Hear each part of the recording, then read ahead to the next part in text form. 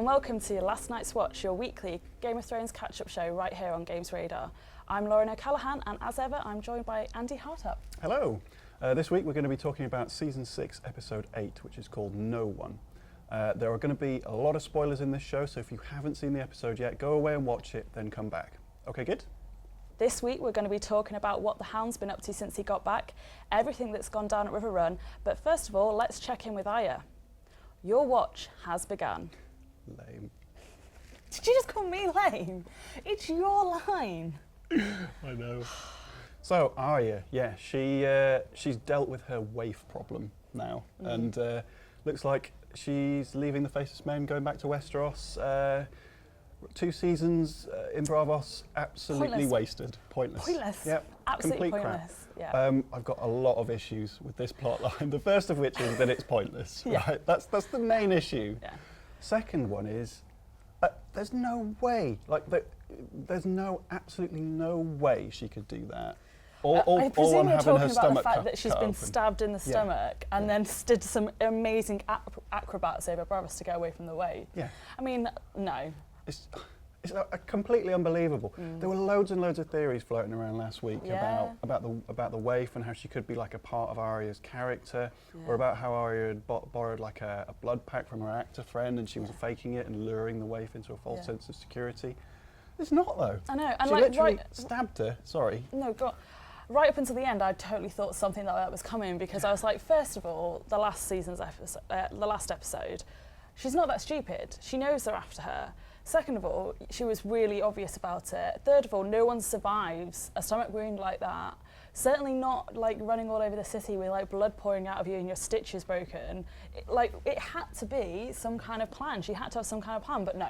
It's ludicrous. Yeah. I think if there was any plan involved, it was that she had planned to draw the waif out so she could fight her, and maybe she was leading her back to the cave, but... But how did she win with like a gaping stomach wound? Oh, well, she did though, didn't she? Because she got her in there and did the old, there's the candle thing, you're out, and then somehow murdered her up because she trained blind, whereas the waif hadn't. But it just seems absolutely, the build-up to it is absolutely ludicrous, and there are so many different ways they could have explained that away. You know, most of them based on the theories that a lot of smart people in the comments last week guessed. It just felt really, really unsatisfying to me. Once again, we actually thought up a better storyline than the one Game of Thrones used. We are available for consultation on Series 7, just so you know. Okay, let's move on to our trivia question of the week. Now, last week, I got it right. I got it right. Yeah, so I asked you, how was Lady Mormont related to Jorah Mormont? And they're actually cousins. Yeah. And you got it right. It only took 7 episodes for one of us to get one of the trivia questions right. It's officially 1-0 up. Yeah. Hooray. Feels like a very hollow victory. Do you feel good about yourself? Not really. Okay, loads and loads of you in the comments got it right. There was Black Eye Lily, Nimjar, and a chap called Major Cam 12. Great name. Along with a bunch of other people, so well done if you got that question correct. Now, it's my turn to ask you a question. The pressure is on because you're behind. This episode featured Brienne of Tarth, who we are coming back to talk about pretty soon. And she's from Tarth. What is Tarth also known as?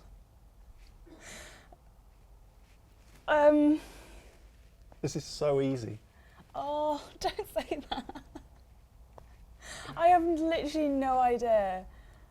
Give me a clue. It's an island. Yeah, well, I gathered that much. It's like the Iron Isles, but not iron, so... Yep. So, I can't stand the tension. Oh, wow. No, I don't know. Well, if you think you know the answer, let us know in the comments below. Now, let's move on to talk about what the hell's going on in Riverrun. Yeah, so this was actually my favourite part of the episode, all the stuff that's happened at Riverrun, because the Freys are there, Blackfish is there, Jaime's there now, and also now Brienne's turned up with Pod. Yeah. Things are getting a little bit crowded, a little bit awkward. Just a touch. So, first of all, I think, well, I don't like Ed Muir as a character, and I know you definitely don't like him, because he reminds you of that other fella from that TV show. If anyone else is watching Outlander, you're probably like me and you can barely even look at Ed Muir, because the character he plays in that is just so awful. But so, I think after he's been in the charge of the Freys for years, and they've been threatening to kill him every day. So on the one hand, I don't think he'd suddenly go, like if Jaime has a 5-minute chat with him in the tent, he goes, yeah, fine, you know, you guys can have the castle, that's all right, brilliant. But at the same time, he was offered what might be seen as a peaceful life. And in Game of Thrones, peaceful life. They're hard to come by. They are very, very difficult to come Yeah, by. So from that extent, I can sympathise with him. I actually totally believed that he would do that, especially when you consider, from what we've seen, the Freys are not smart people, and they haven't really been going about his captivity in a way that helps them. No you know, they've been making him miserable, and then Jaime comes along, and just simple things like being fed and clothed and talked to you like a human being can actually go a long way. And I was actually really convinced as well by Jaime's "I'm such a terrible person" speech, do what I say. So yeah, I don't think he necessarily made the right decision, but I can totally see why he's done it. So Jaime sort of hung it all off his, I've got to get back to Cersei, didn't he? It's just me and Cersei that matters, which is the sort of been the Lannister theme throughout the whole series, hasn't it? Yeah. And before, nothing had really lent that much weight to it, but I genuinely believe it now. And again, I'm quite pro Jaime and pro Cersei. We know. Team Lannister, yeah. But I think it's a nice plot line. I genuinely do. And whereas it's absolutely going to lead them to ruin, there's no way it won't. I'm finally convinced by that part of the plot line. Yeah, I think I agree. And actually, it was quite a nice juxtaposition because just before this, we had him and Brienne being reunited was actually quite touching. And, you know, they kind of like not had a moment, but you can see there's kind of a mutual respect there and a friendship even, and they mean a lot to each other, even if they are on opposite sides right now. And just when I was kind of thinking, oh, he's not a bad guy, Jaime's all right, and then he goes in and like is all threatening. It's like, I'll throw babies over walls to get back to Cersei. I will do that. Yeah, I believe that. Yeah. I absolutely believe that. I also think from this scene, the Blackfish's death was disappointing. Yeah. Like he went out with quite a fun last line, which is, oh yeah, I hope I don't make a fool of myself when I had this sword fight. And you're like, great, let's have a look at this sword fight then. And then it's just like a man walks up to Jaime and goes, yeah, Blackfish is dead, sorry mate. I kind of liked it. Like we see a lot of sword fights in Game of Thrones. Like, you know, it's nothing new, and I kind of like the fact that he kind of went into it knowing he probably wasn't going to survive, and he was just like, yeah, okay then, let's do this. And he didn't want some sort of stirring sword fight like when Sir Barristan dies. You know, sort of the music reaches a crescendo and he's wounded and he's down and he's. I mean, how many sword fights like that can you see though? I quite fancy one, you know. All right. I mean, we haven't had one like a noble death sword fight for a little while. No. So I quite fancied it. Okay, well that is the stuff to do with Riverrun. As ever, if you've got any theories about what you think might happen next, where the Tullys are going to go, are they going to go up north? Do we think Jaime's going to go back to King's Landing and defend Cersei's honour now that she's been told she can't have a trial by combat? Just let us know in the comments below. Now we're going to move on to our favourite line of the week, which is obviously it's from the Hound. Why would it not be from the Hound? Because you're obsessed with the Hound. He's bloody brilliant. You're obsessed. He's brilliant. He's amazing. Here it is. Check it out. Fuck you! Those are your last words. Fuck you. Come on, you can do better. Cunt! You're shit at dying, you know that. So the Hound is back. He's returned +1 episode now. And a bit shaky. He's looking quite shaky for Clegane Bowl. Yeah. Which makes me personally quite sad. I think for the first time, it's a bit in question whether that's actually going to happen because Cersei can't have a trial by combat, so... Yeah, because weak King Tommen has said. But the Hound is back. There's an amazing scene where he comes back and chops up those dudes. 5 swings. Yeah. 5 swings of his sword and down they go. It was great. That bit where he swung his sword up and cut him in between the legs. Like, I'm going to be wincing for about a month after watching that. That was nasty. Yeah. And he's been reunited, a sort of unfriendly reunited with the Brotherhood Without Banners. Yeah. And Beric Dondarrion's back, which is great. Yeah. Where is all that stuff going? I don't know, but in the same way that you were a little bit obsessed with Clegane Bowl, I'm a little bit obsessed with seeing Lady Stoneheart come into it, and I think it probably isn't going to happen because we are running out of episodes this season.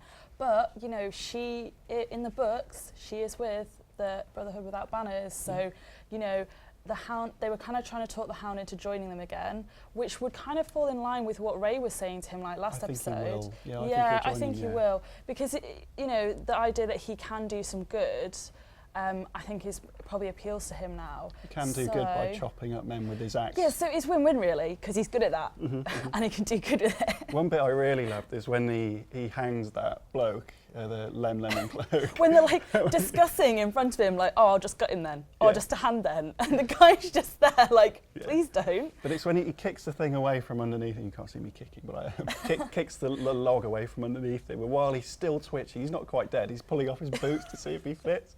I thought that was a brilliant touch. Also, the line, which it should have been our line of the week, maybe, was when he sat around the fire having a chat with them, and they're going, "Oh, how's the food?" And he says, "Oh, I prefer chicken." Now that is a wonderful little fan nod, and I really, really appreciate stuff like that. It's great. Yeah. But I don't know. I mean, where's the Hound going to come into it? The Brotherhood without banners. I mean, one theory that might lend itself to Lady Stoneheart coming back, right?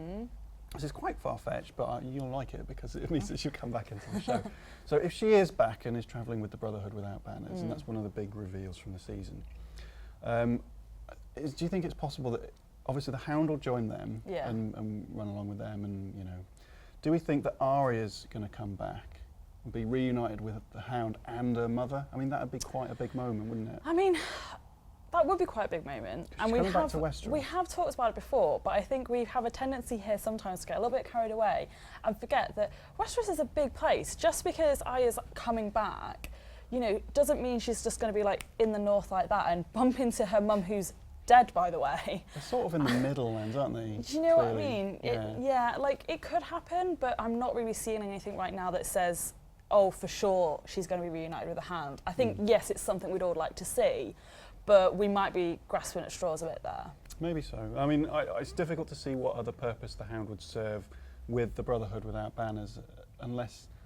I don't know what they would do. Would they go and fight with Jon Snow, maybe next week? What I'm thinking is, Lady Stoneheart's going to be there, she's going to meet the Hound Hound's going to be like, oh, I had your daughter with me a little while ago. She's going to be like, where is she now? And she's going to send him to go and get Arya, and maybe that's how they get reunited. Because Brienne couldn't do the job. Brienne had only one job. Brienne's failed again. She failed again. Oh, God. Yeah. Poor old Brienne.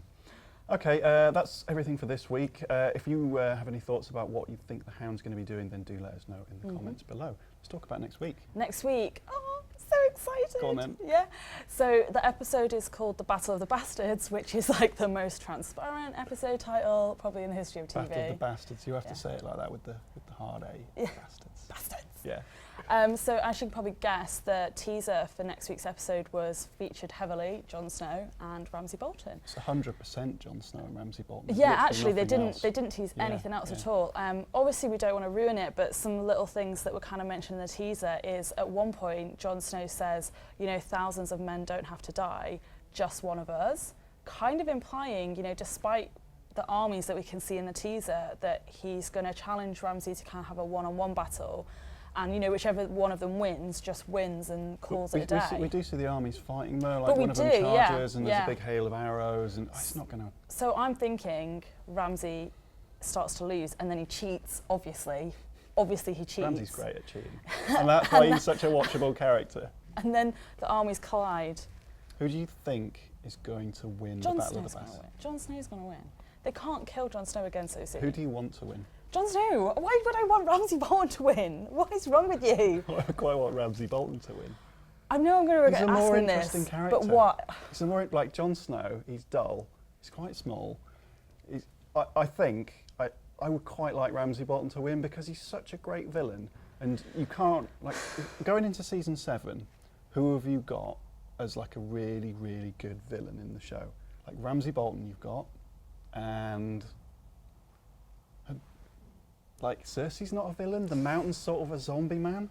You need a great villain. So maybe he's going to win. Maybe that's going to be the big shock. He's going to win the Battle of the Bastards. I would be really surprised if... Maybe he'll win, but no way they're going to kill Jon Snow again. I mean, people will be in uproar.